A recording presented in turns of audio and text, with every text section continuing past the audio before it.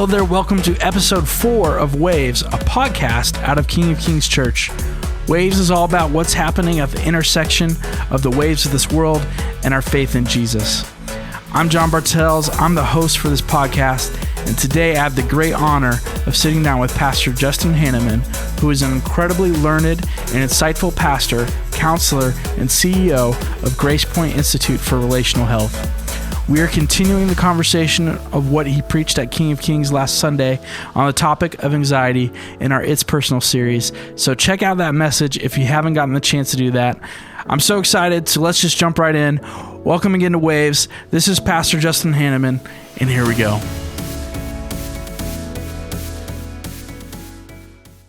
Well, Pastor Justin, thank you so much for being on the podcast. Before we jump deeper into the aspects of the topic of anxiety, can you tell us a little bit about your journey in ministry, where God guided you to become a pastor, but also specializes in counseling? Yeah, it's kind of a long story that I'll make brief, but in college, God prompted a pretty significant excitement about psychology, and I found it really fascinating and interesting. And I was already on the pre-seminary track, and found out through some great mentorship that there are ways to blend those two together, and that there's a long, really robust history of pastoral care and counseling, and started to look toward ways that I could blend the two. So I went and got a master's from St. Louis University in counseling and human development, and then started the seminary. And while I was at the seminary, I was accepted into a doctoral program in marriage and family therapy, and kind of completed all of those 3, and licensure followed, and got opened all the right doors for me to start providing pastoral care and counseling here in Omaha, and it's been a real blessing. And that's at Gracepoint Institute, correct? Yeah. So in 2012, my dad and I co-founded Gracepoint Institute for Relational Health. You'll notice that last phrase, relational health. We really believe that God calls us to healthy relationships with Him, with ourselves, and with one another, and also with creation. I know that there are mental health organizations and behavioral health organizations, but for me, relational health and spiritual health are either indistinguishable or go so close hand in hand that it's really hard to distinguish between the two. That spiritual health is really about a healthy relationship with God and with self and with others. And so Gracepoint was founded to really be an extension of the healing ministry of Jesus in the way of helping people with their relationships with God and with self and with others. That's awesome. So last Sunday, you spoke to our church about anxiety and talked about why zebras don't have ulcers. Yeah. And I encourage everyone listening to this podcast to give that message a listen, because it really is interesting to think about. But I hear you have another animal example to share with us, something involving elephants. Yeah. There's an author, Jonathan Haidt. He wrote a book called The Happiness Hypothesis. These are, they're not Christian books, they're secular books. But the metaphor that he uses to kind of explain how the human brain and body and mind work, I think is really helpful in understanding anxiety in particular. So imagine for a moment that you are on the top of an elephant. Think about this tiny little man on top of this gigantic elephant, and they're walking down this jungle path. And they're making their way down this jungle path because at the end they want to move the logs. This is an adaptation of Jonathan Haidt's metaphor. This definitely is an extension. So I'm not claiming that he would agree with where I'm headed with this, but he gives me the idea for it. So you're going down this jungle path. This elephant, this gigantic primal beast, and this tiny little man on top who knows that at the end that he wants to move some logs. And as they're making their way down this path, the elephant notices some rustling, a disturbance in the bush, a quiver in a bush up ahead. And the elephant, can feel things in the pads of its feet and hear things that the rider most definitely cannot. Seems to just sense things that the rider isn't paying attention to. And there's a hitch in the gait of the elephant. And this particular rider doesn't like his elephant very much, doesn't trust his elephant, is not a fan of his elephant. And so he pulls out his whip and his bullhook, and he just starts coercing the elephant down the path. Tries to beat the elephant into to keep going down the path to move the logs, because all the rider's really concerned with is focusing his attention on these logs and getting these logs moved. And so he doesn't really notice the quiver in the bush, and he doesn't know why the elephant is really distressed at all. Mm-hmm. And so, sure enough, he gets the elephant coerced to move forward down the path, and they get up to the bush, and out jumps a tiger, mauls the elephant. The elephant freaks out, kicks the rider right off, and the elephant goes stampeding through the forest, through the jungle, and the rider gets eaten. This metaphor is helpful because it is a picture of the way our brains and bodies work. So there's this tiny little piece of the brain right behind our eyes called the frontal cortex, and it is like our attention. It's where we direct our attention. It's you can think of it as a spotlight almost.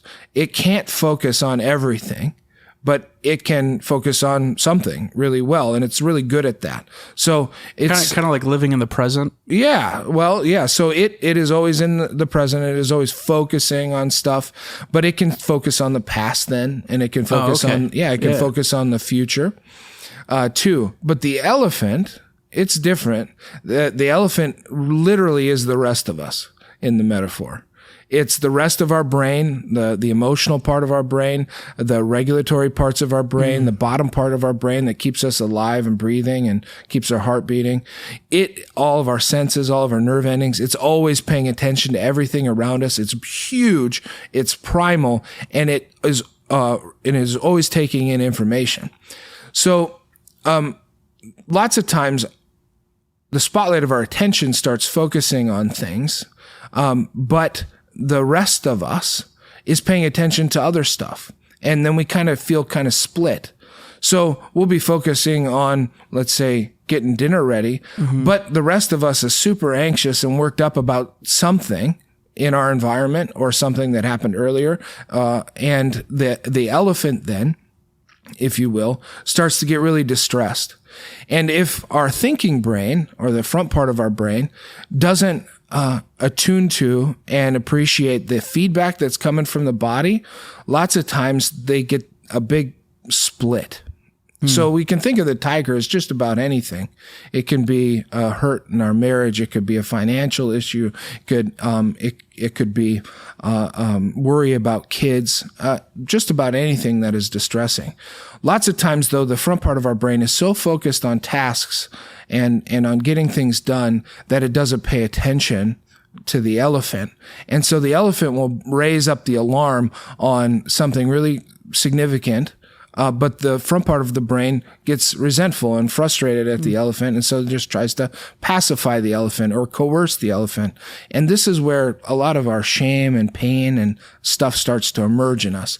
So to return to the metaphor for a second, imagine that you're going down this jungle path, this rider and this elephant, but this particular rider really loves and respects the elephant, and this elephant, through that relationship, really has come to trust the rider and believes that the rider knows what's best.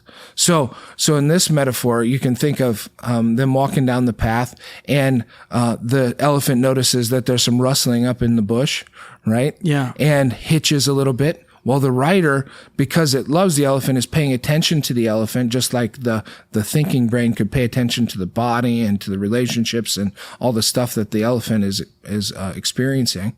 Soothes the elephant, pets the elephant's ear, says that everything's going to be okay.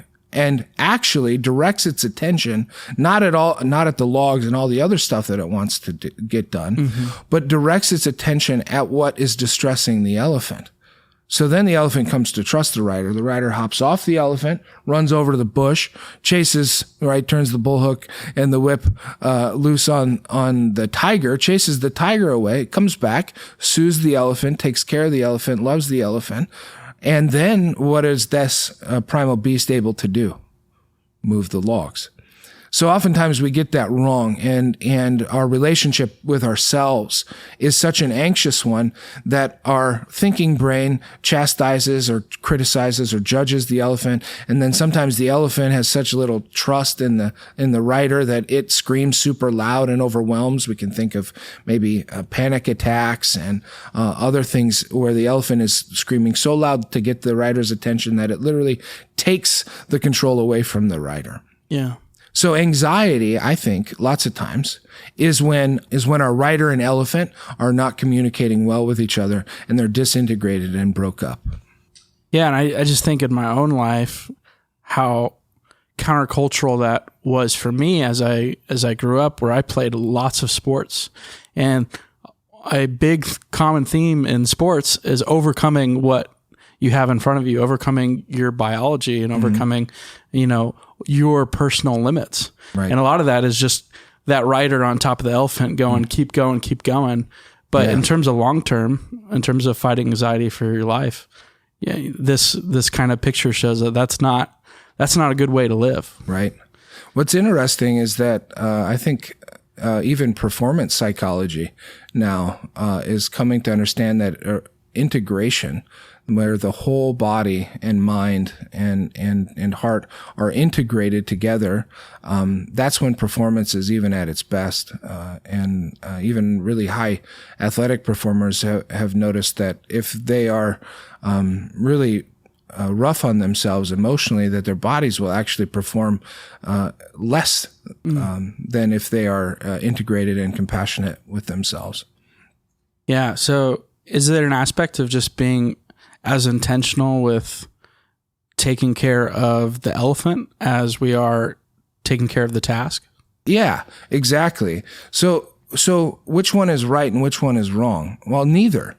Both are thinking. So you can think of the rider, right, as the thinking brain, and you can think of the rider as the intention and the task orientation and the spotlight of attention. And you think of the elephant, right, as all of our senses, our emotions, our reflexes, and all of that stuff. Well, which one is important? Well, they're both really important. Yeah. It isn't about, and as Christians, we know that neither one is perfect. We know that both are subject to the fall too. So we know that they're both important. We know that they're both subject to the fall. So what we're really talking about is the relationship between the two. And I've known a lot of people who, let's say, operate only from the bottom up. And they only do what the elephant tells them to do. Well, that'll get you in a lot of trouble, right? And then I know a lot of people who try to think or pretend that all they are is the rider, and that their elephant doesn't matter, and that their feelings and that their sensations aren't real and don't matter. And that's not true either. And so either one is going to lead to a lot of anxiety, I think. Yeah, and that rider I can speak for me, can turn into overthinking, overanalyzing, and not taking time to just understand that elephant. Yeah, I have a T-shirt that I really like that says, "Hang on while I overthink about it." That's the rider gone wrong for sure. Awesome. So for someone who may be more rider focused than elephant focused, this is an open question, but where do we start in terms of, recognizing, I don't know this elephant as much as I need to. Where do I start? Well, I think you start, let's say that you're engaging in some quiet prayer time. Lots of times to really be present there in that prayer time means to quiet the body, because lots of times our physical sensations like whether it's a pain or whether it's a discomfort or whether it's just an anxiety in our gut or whatever, that's going to pull our attention away from, meditating on God's word or prayer. So I think a really good way to get in touch, like literally before you even start, let's say a devotion or a prayer time, is to take a little bit of time breathing. Because if you're breathing, and you're breathing intentionally and you're focusing on your breath, the front part of your brain is actually literally neurologically connected with the rest of you, like top to bottom. Because the front part of your brain is actually controlling the nerves and the nerve endings that go all the way into the core of your body and make your chest rise and fall. So I think that a great way to begin getting in touch with the elephant or connecting, getting in touch with the elephant might sound a little silly, but really connecting the top part of your brain to the bottom part of your body, is truly a breath. 'Cause if you think about it, if you don't have any breath, it doesn't take very long for the elephant to start screaming really loud to get it. But if you're giving the elephant breath, you're giving the body breath, you're integrating the top and bottom part of the physiology, the body itself. Yeah, and I've talked to Brendan Nyans about this before, who's an incredible person on staff here at King of Kings. But we've talked about how we forget how to breathe. Yeah. Like in high anxiety situations or just life, we just forget how to breathe. And so taking the intentional time to just focus on our breathing can be incredible. Yeah. I've noticed that taking deep breaths pulls me back from the lots of brinks. So just being able to take a deep breath is a anxiety buster for sure. So in that picture of the elephant and the rider, is there an aspect that a lot of times we focus on the tiger and just avoiding the tiger in all situations as well? Yeah, that's a great question. If we become threat focused, which lots of us do, our entire body and mind begin to feel it. And then if we do that chronically, where we're only focusing on the threat, we're training our entire self to be threat-oriented, scarcity-oriented, problem-oriented. And there's a really specific set of chemicals that the body creates when it's perceiving threat. And those chemicals are really helpful when there's actually a threat because it tells you to run.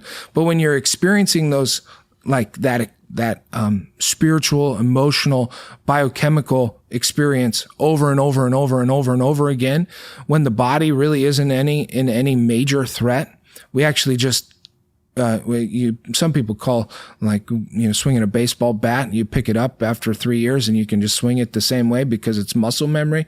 Well, lots of times our emotions are that way too. We just ingrain those neural networks. They call them neural networks, and they will fire just with the slightest touch.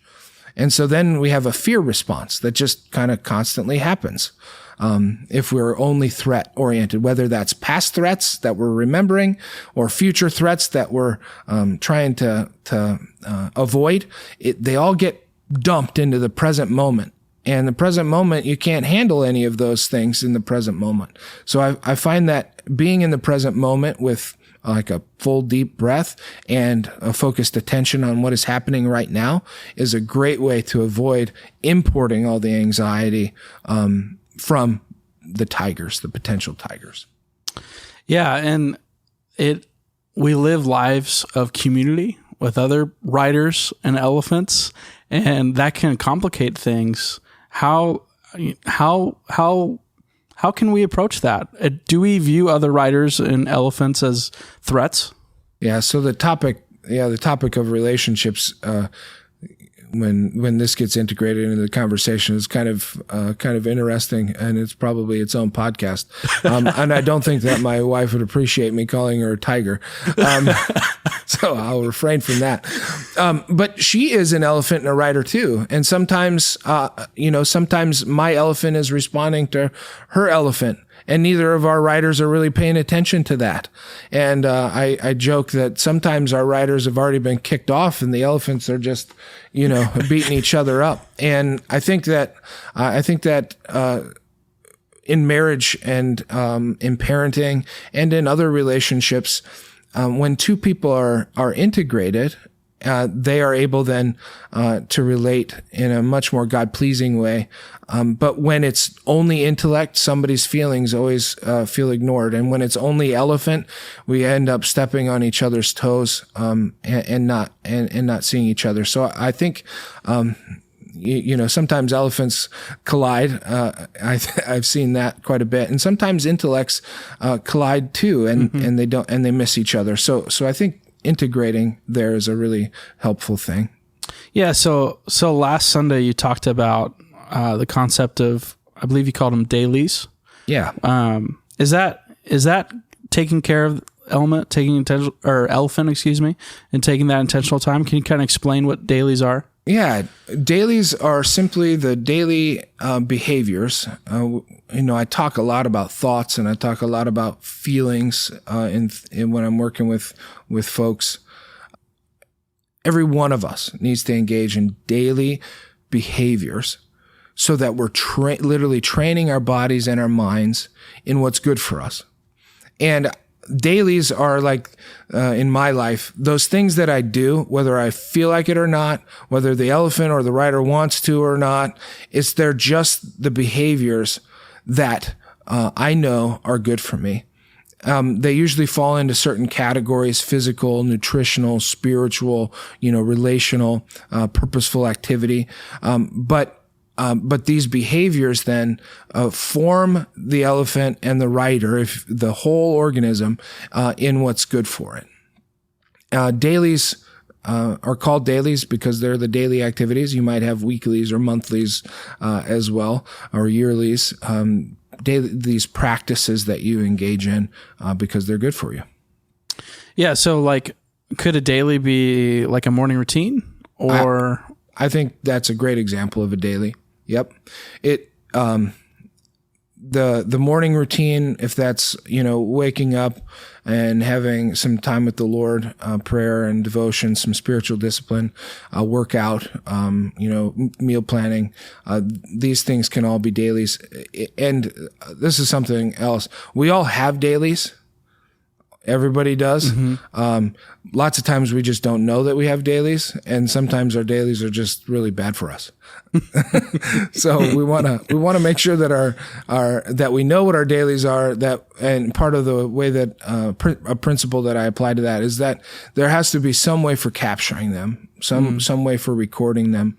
I use note cards is how I do it, and these note cards have the domains that I just listed, like emotional and spiritual and physical and relational, nutritional, and I am able to record the daily there.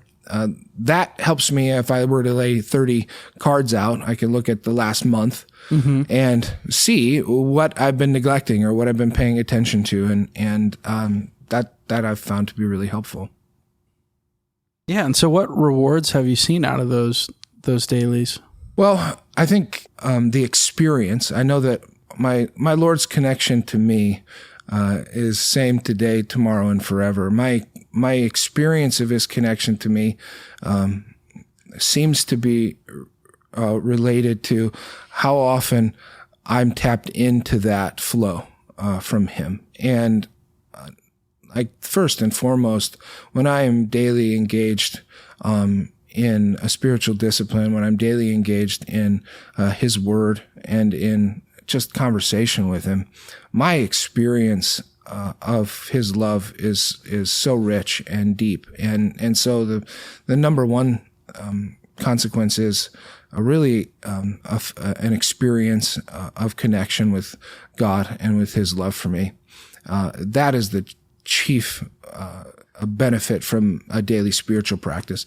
Aside from feeling better physically from engaging in regular, walking or physical exercise, I would say the other chief benefit is I think I'm a much more reasonable, less selfish person when I'm managing my fears through these dailies. When I'm managing my anxieties, I find that I don't have to be as concerned with myself.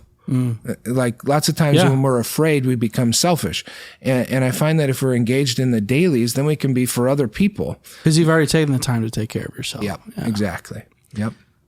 So we have the rider and we have the elephant, and the tiger just came out and knocked the rider off the elephant. Yeah. How does it look different for everybody to get that elephant back? Or does it go back to breathing?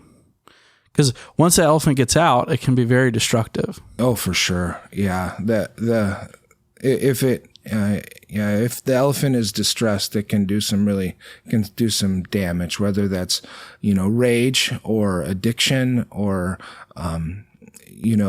other behaviors that are damaging to self and others. At the core, we know that all those behaviors are like forms of self-repair gone really wrong. They're forms of self-repair that don't work or dig the hole deeper.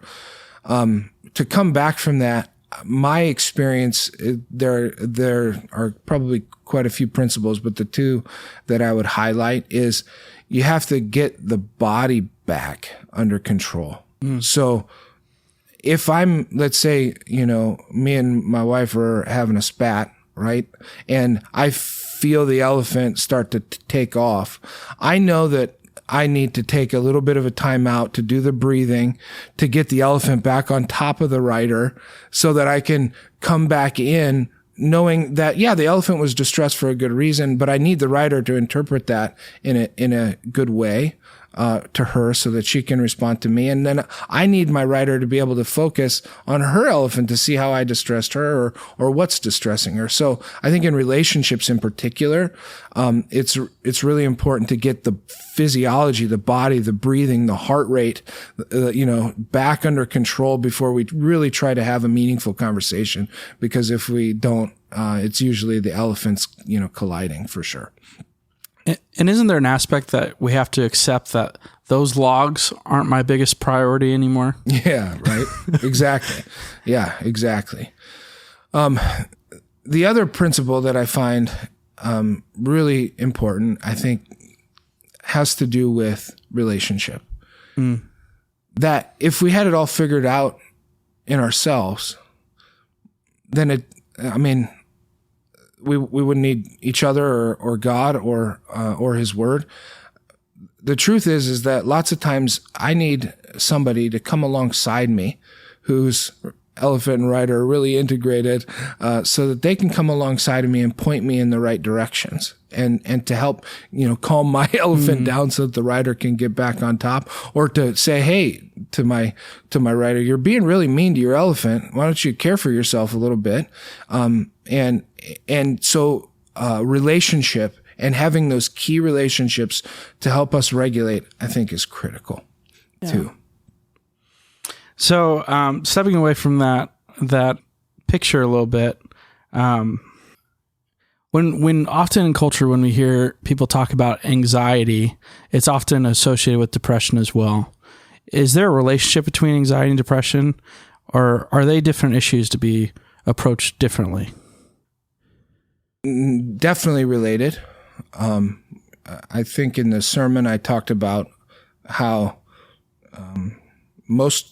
over half, 55% of people come into counseling for anxiety. At least that's what they say. Mm-hmm. The next one is depression. And then the next one on the list is brokenness in relationships. Those three always all hang together. And I think that these are just words for really ancient and deep human experiences. And when you really talk to somebody about whether they're anxious or they're depressed, most people have trouble distinguishing between the two because they go together so deeply. I would just make this distinction. My experience talking with people and my experience, paying attention to myself is that if I go through a season or a period of time or even a day of pretty high anxiety, I seem to burn all of the neurochemicals out of my head, and then I get depressed because I've just exhausted, all of my resources with anxiety. And then on the back end of that, I'm depressed. I'm without all the neurochemical resources I need to move forward. So I think lots of times in that way, depression and anxiety kind of feed off of each other. And then when you're depressed for a period of time, you kind of maybe are replenishing some of what the body needs while you're depressed. But then not having done anything for a few days, you get super anxious that you haven't gotten stuff done. And then you just hop on this merry-go-round. I think that's how depression and anxiety work sometimes in relationship with each other. Are they distinct? Definitely, in the sense that they are two different sort of states that the body can be in, but how we think about them and how we feel about them can be quite similar. Is there an aspect where some amount of anxiety is to be accepted, whether we have lots of kids running around the house or a really high stress job that, we depend on? Mm-hmm. Is there a perfect piece that we can get to the top of the mountain on, or is it just always climbing? That is a great question. And again, probably it's own podcast, real briefly, I would say that it is not the absence of anxiety that should be any of our aim. Like, we should not aim for an absence of anxiety. That's impossible. Our hearts and minds and bodies interact with a sinful world, and the result is a certain level of anxiety. Not to mention that anxiety is good when there's something to be anxious about that needs to be corrected. So if the elephant is distressed, that's okay, right? It should be if there's something distressing. Because there could be a tiger there. Yeah, exactly. Yeah. So we don't want to pretend that there is no anxiety, and we don't want to try to make it so that there is no anxiety. It's just if it's chronic and it is oftentimes not correlated with anything that is life-threatening, and we're having that life-threatening level of response to it, then we're in a bad way. So yes, anxiety is kind of an omnipresent piece. Chemically, anxiety can be just, an element of anxiety is cortisol. And you can't even get out of bed without cortisol. You need some of that to get your body going. So yes, there needs to be some of that in the body. I think that there is this misperception that we can live life without it. Also, this misperception that we can manage everything with it. That if I'm anxious about everything, then I can manage it and take control of it. But it doesn't work that way. Yeah, we recently, within the past couple of years, we had a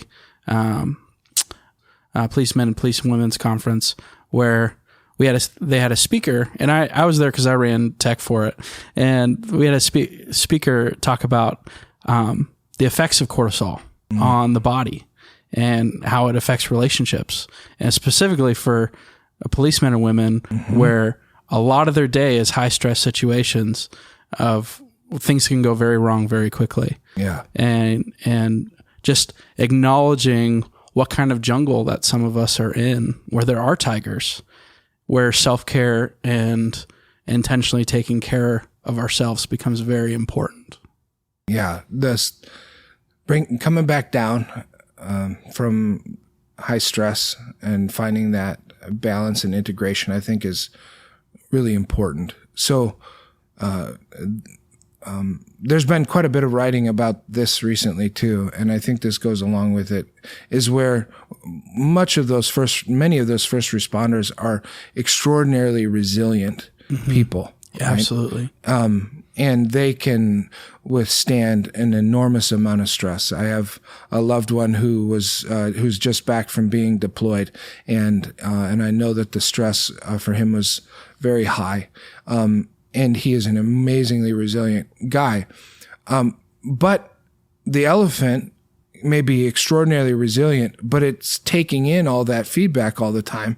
And lots of times the thinking brain or the writer, it doesn't want to acknowledge that that's happened. And so what we have to do is take some time out then to integrate those experiences, to take some deep breaths, to engage in recreation, and take care of our bodies. So I use the word resilient. Well, lots of times we think of the opposite of fragile as resilient. I think of a teacup as fragile, and lots of people, nobody wants to be fragile emotionally, or physically. Everybody, we want some resilience, but there's something that is amazing that God gave to us, and made us, that is even more than resilient.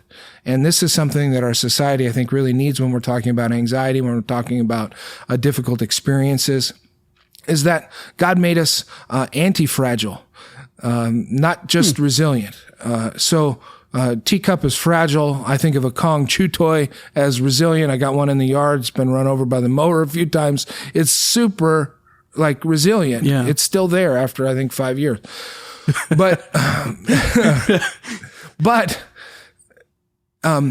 anti-fragile is this notion like a human muscle fiber is anti-fragile, that when it's stressed out to the right amount, it given rest and the resources it needs, it will come back even stronger than what it was before it got stressed out. Yeah. And if we're careful and mindful as people with our anxiety and with our stressors, we can come back even stronger. And I think that that's a gift that God gives us in his community when we come around each other, through grief and loss, through anxiety and mental illness, through all of the things that stress us out.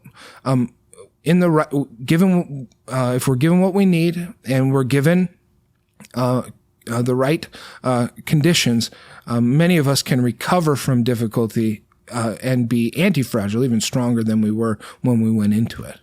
Yeah, I love that picture of the muscle, and it just reminds me of the Book of Psalms, where David is really anxious or struggling with something, but he looks to God to build him back up. And you talking about the muscle made me think of that, just in terms of how important it is that we press into God in those situations where maybe our elephant has run off, or maybe, we're in a high stress situation, really anxious about something. Yeah. If we have a loved one who suffers from anxiety, which statistically many of us do, how can we best support them? And how do we balance motivating them to make positive changes, but also empathizing with them and how they feel? Well, first and foremost is to continually to declare to them God's love for them in Christ. I ended the sermon on Sunday reminding myself and everyone else that Jesus came and died for anxious people. Yeah. Not so that they wouldn't be anxious. God's love for us is an amazing thing that can soothe our fears and our anxieties, and Scripture is full of those examples. But truly, at the end of the day, Jesus had to come and die for people who sin. And one of our sins is not always trusting, and that even our bodies, both the elephant and the rider, don't trust God's promises all the time, and we lose sight of the provision that he's given to us, and we sin. And in that, we can, when people are in that place, they can be reminded that Jesus came, lived, and died, and conquered sin and death for them. Now, on the back end of that, we hope that would, be the conditions under which we would recover from our anxiety and live a life in the gospel for sure. And that's the hope, and the call, that God has placed on our lives too. But I think when somebody is dealing with a really chronic, difficult, even body-based, disease-based sort of anxiety or depression, declaring to them that even in the midst of that, and because it is there, Christ came, lots of times that is the hope and comfort in the midst of the difficulty. That's where I would start, is that because lots of people here don't be anxious about anything, but, and everything with thanksgiving by prayer and petition, present your requests to God. They hear that. And then they go, well, I do that, but I don't feel better. Do you know what I mean? Yeah. And so they feel like, pastor's browbeating me with the gospel, and we don't want to do that. So I like to start with a declaration of God's love for people who are suffering.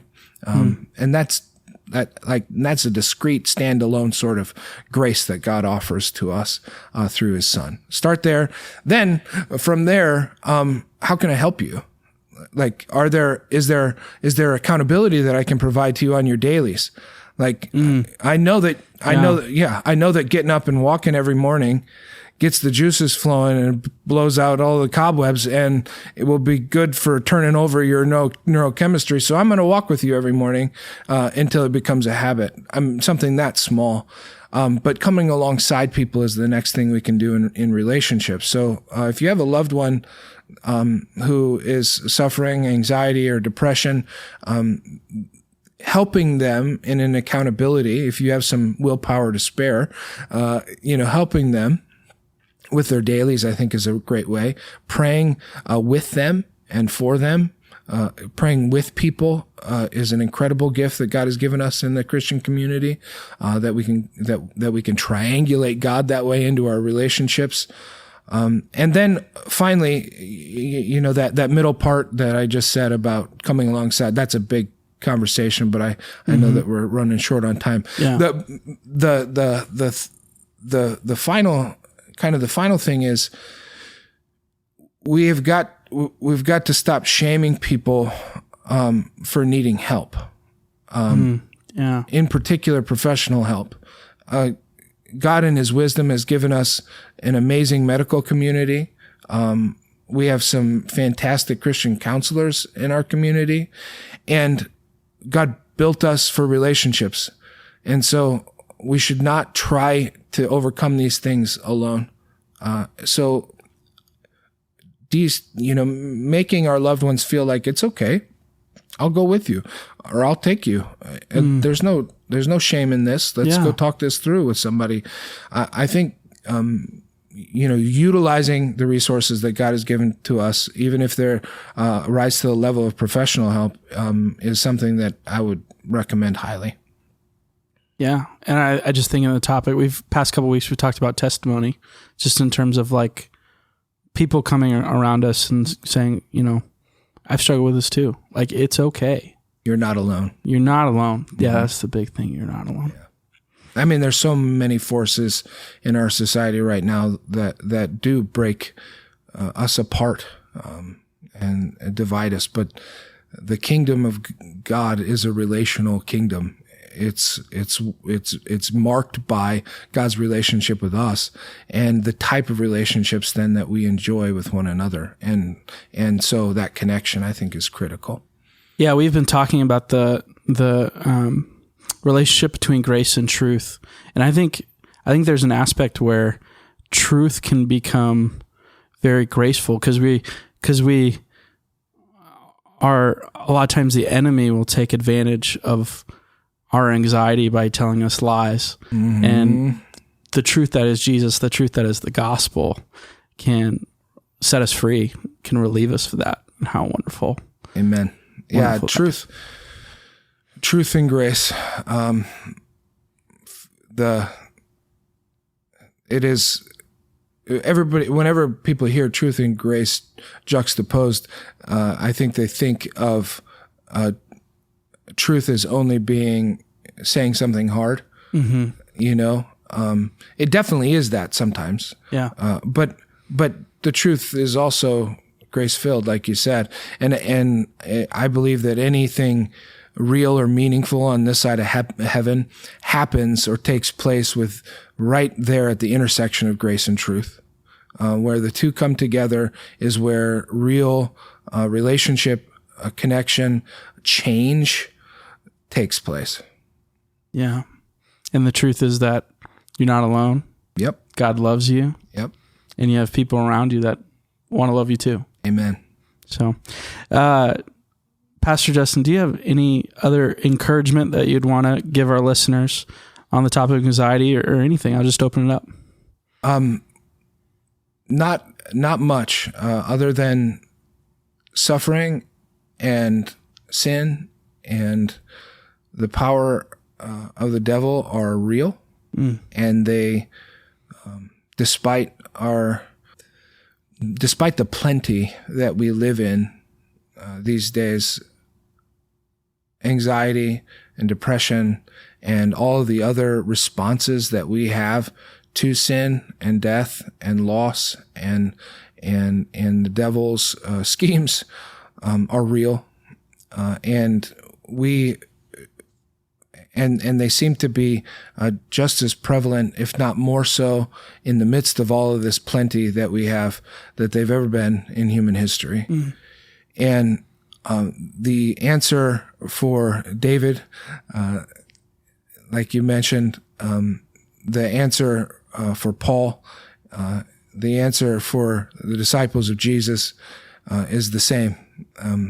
Going back, the answer is Jesus' love for us, and then how we share that love with one another in our daily lives. And so, will there be anxiety until Jesus comes back and makes all things new?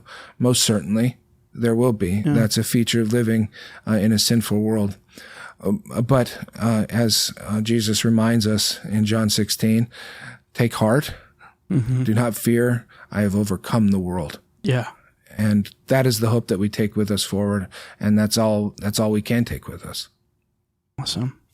Well, Pastor Justin, it's been so great to have you on the podcast and have a conversation with you. Thank you so much.